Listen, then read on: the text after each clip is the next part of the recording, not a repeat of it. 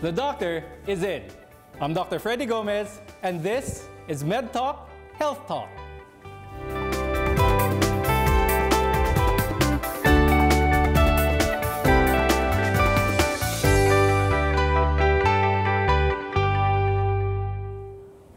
It's summertime once again, and I'm sure some of you are already spending that time in the beach or perhaps eating your favorite food and refreshments with the barkada.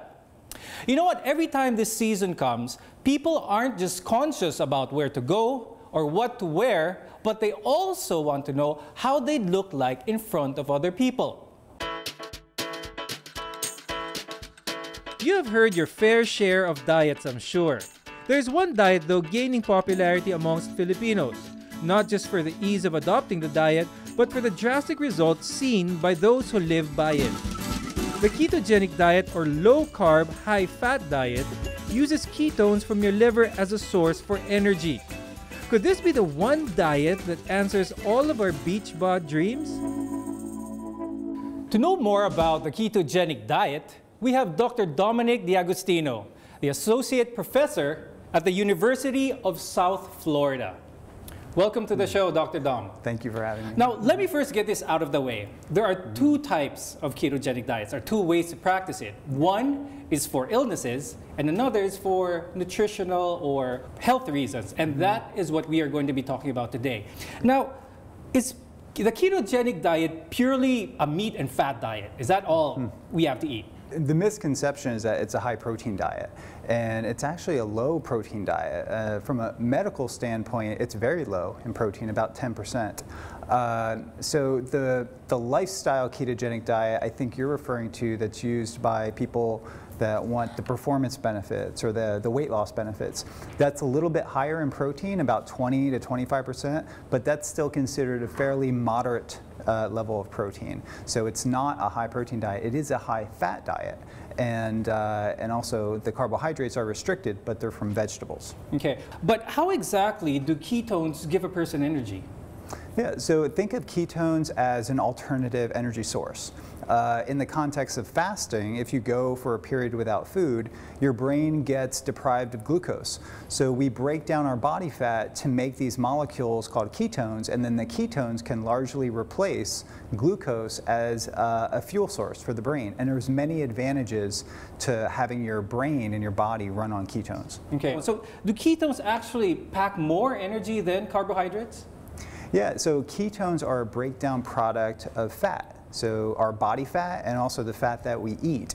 And our body is more efficient at making energy when it's using ketones as an energy source relative to glucose. And that's very important from my perspective as a scientist, and something that was observed many years ago.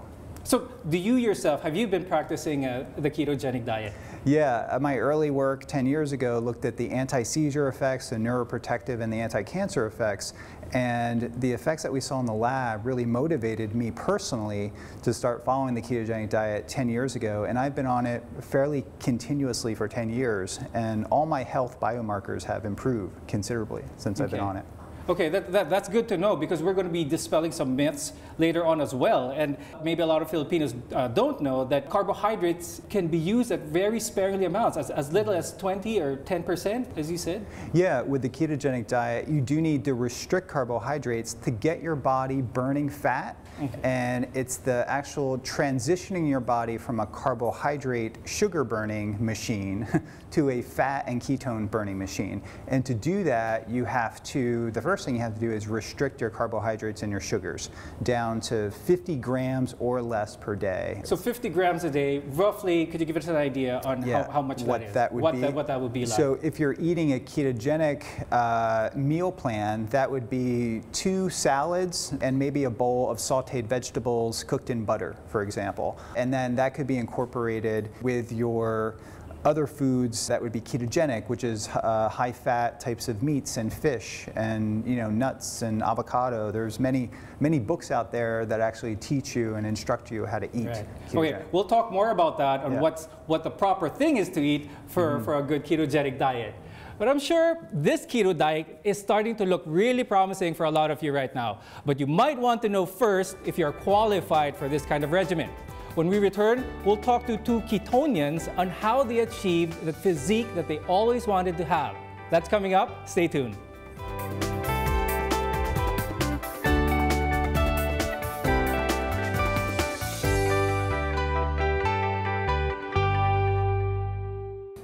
Keto, or the ketogenic diet, is gaining popularity amongst Filipinos. Yet how true is that this kind of diet starves a person, and some may actually experience what they call a keto flu? And still with us is Dr. Dominic D'Agostino. And joining us in this discussion is Christine Ferrer, a BPO trainer, and Jaime Sulit, an entrepreneur, who are both keto warriors. Welcome to the show, Christine and Jaime. Hello. Now, let me ask you, was it hard transitioning to adopt the ketogenic diet? For me, it wasn't hard because I was prepared for it, actually. I started researching on it before I started doing the keto diet. However, during the first week, of course, you would miss all those carbs that you have been taking for a long time. Mm-hmm. Those undi rice that you have, we Filipinos really love. And bread, actually, that's the hard part.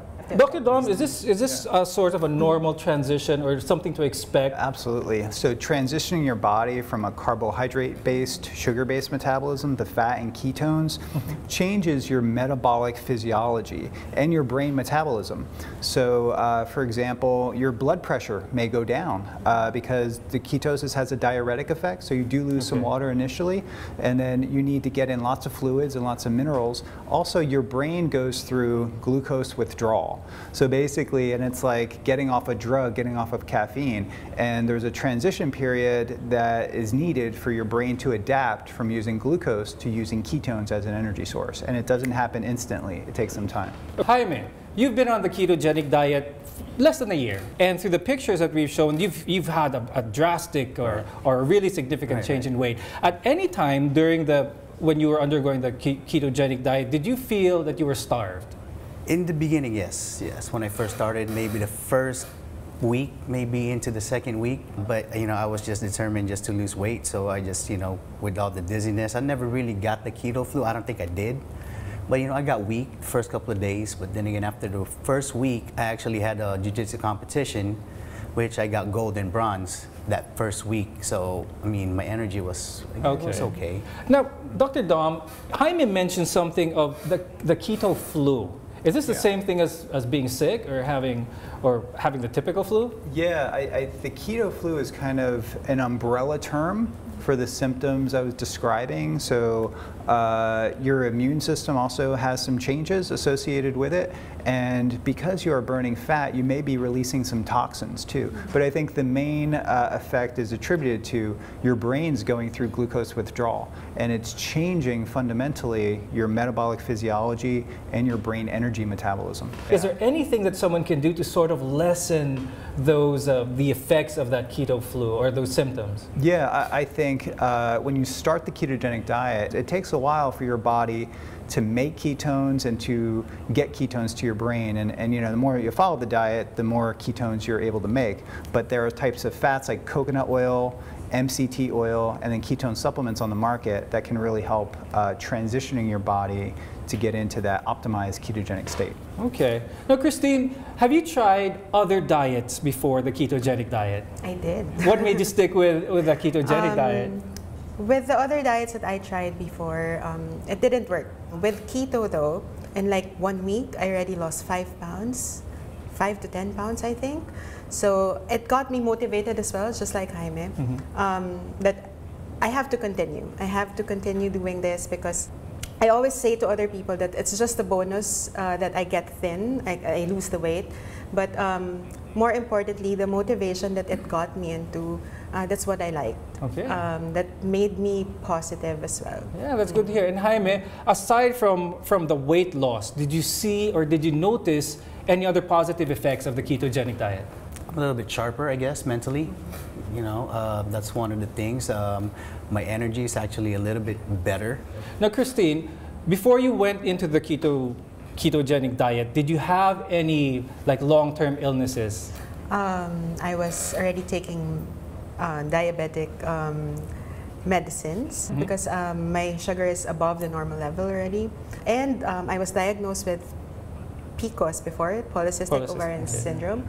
I just went from the OB and she said that it's okay now. Okay. Is this typical, Dr. Dom, that Christine, in her case, had current standing illness of type 2 diabetes, and it's obviously safe for her to undergo the ketogenic diet? Absolutely. I think that's probably maybe the most important application for the ketogenic diet, is that carbohydrate restriction associated with the ketogenic diet rapidly controls type 2 diabetes, including polycystic ovary syndrome, which you mentioned. I mean, there's actual peer-reviewed studies showing the ketogenic diet is remarkably effective for managing the symptoms of polycystic ovary syndrome.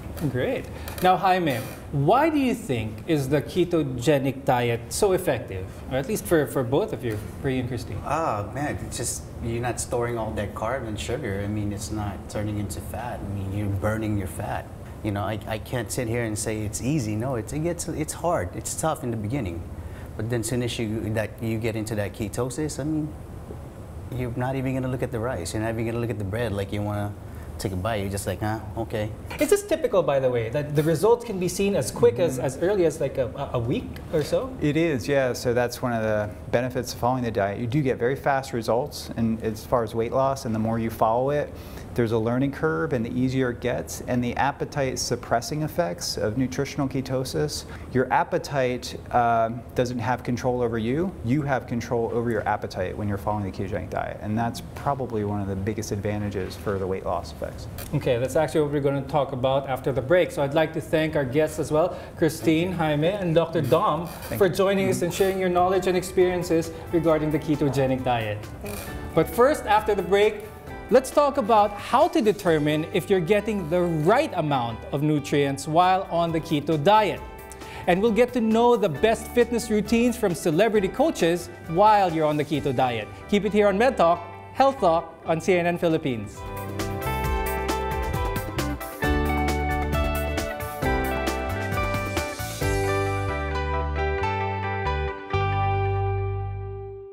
You're still watching Med Talk, Health Talk. Early in the program, we were able to know what the ketogenic diet is and how it changes our body's use of energy. Now we get the lowdown on are we still getting the right nutrients while on the ketogenic diet.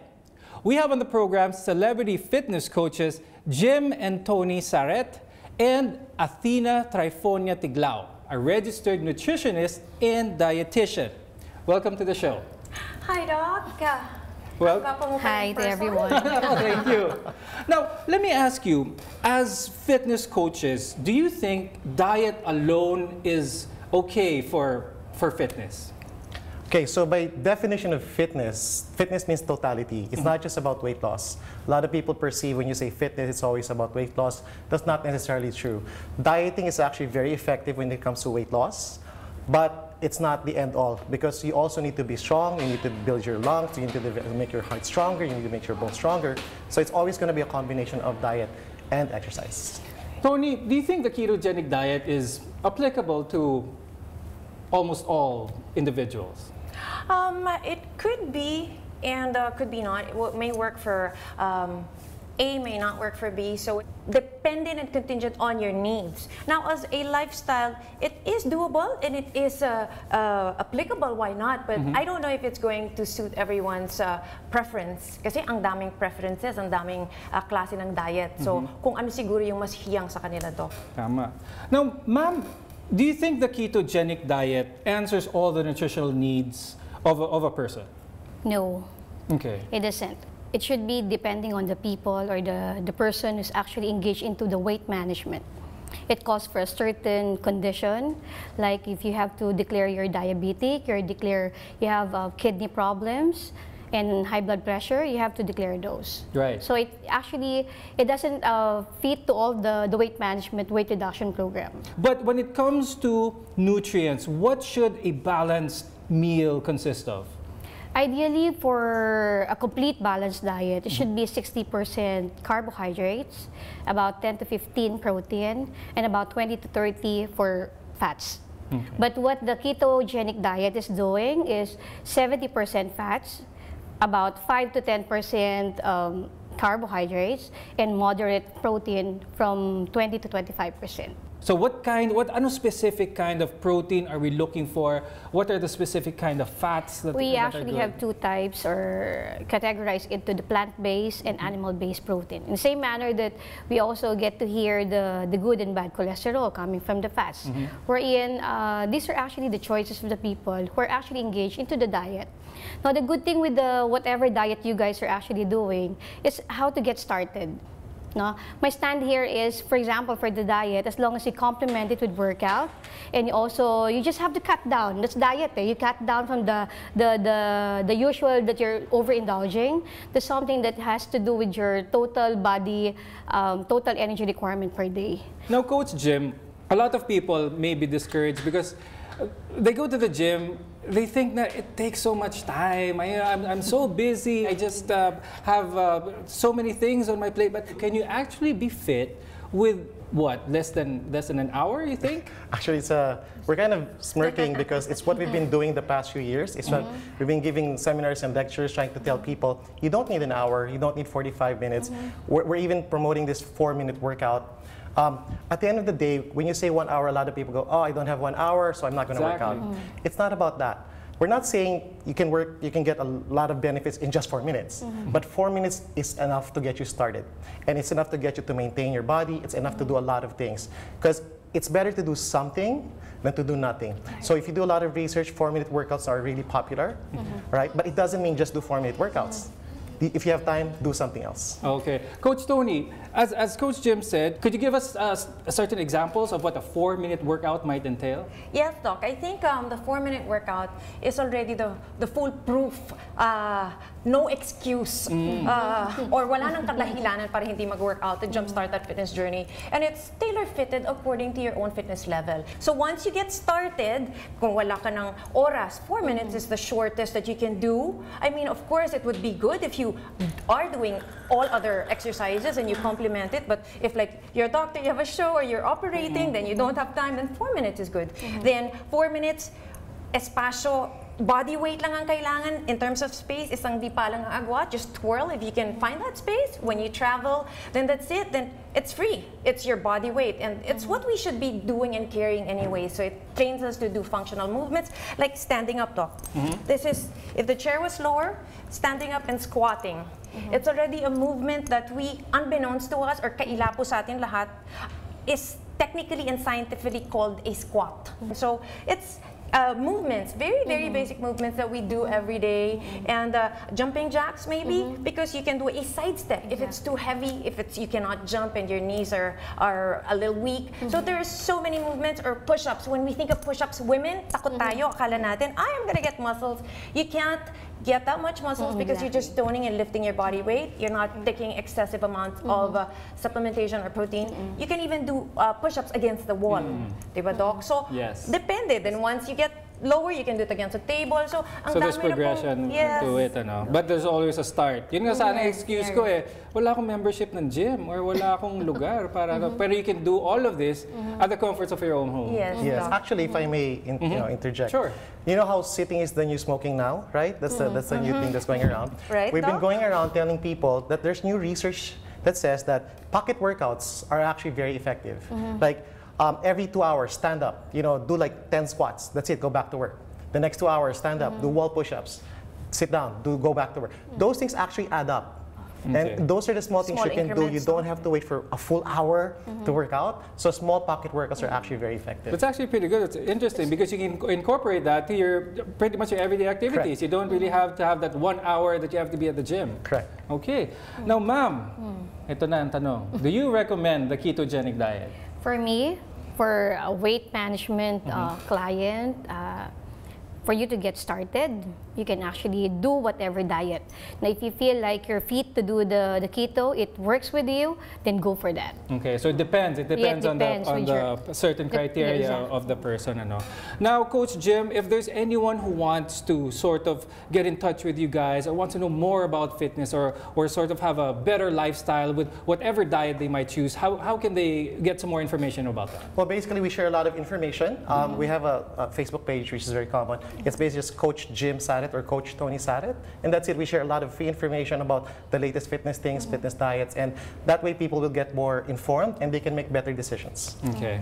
And do you have any advice for our viewers out there who sort of heard Coach Tony na wala na talagang excuse how to make them start? Yeah, so basically just move. And it is really, we know everything that's out there. We know the latest technology, the latest gadget. At the end of the day, just move. You know, simple movements, pocket workouts. Get your heart to move, get your heart to pump, get this blood circulating.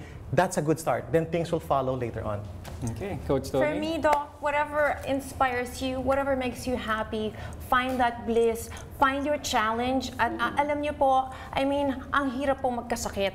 Diba? I mean, it's your life. Own it. It's your birthright to own that optimum level of living. And nutrition is always, try to infuse nutrient-dense food. Yung masusustansya pong pagkain, di po ba? So, I guess, in everything, whatever po is your preference, Doc, whatever is tailor-fitted according to your preference, everything is good, whatever works for you. Of course, getting a medical blessing from your doctors and the experts, and then embark on your fitness journey. All right. And with that, nakita naman ng passion ni Coach Tony doon. We'd like to thank you, Coach Tony Saret and Coach Jim and Mama Tina for sharing your knowledge about what we need to know about the ketogenic diet, or any diet for that matter. If you have interesting topics you want to discuss or comments on our episode, use the hashtag CNNPHMedTalk on Facebook or Twitter. I'm Dr. Freddy Gomez, and join me again next time for more discussions that let you take control of your health. Only here on MedTalk, Health Talk.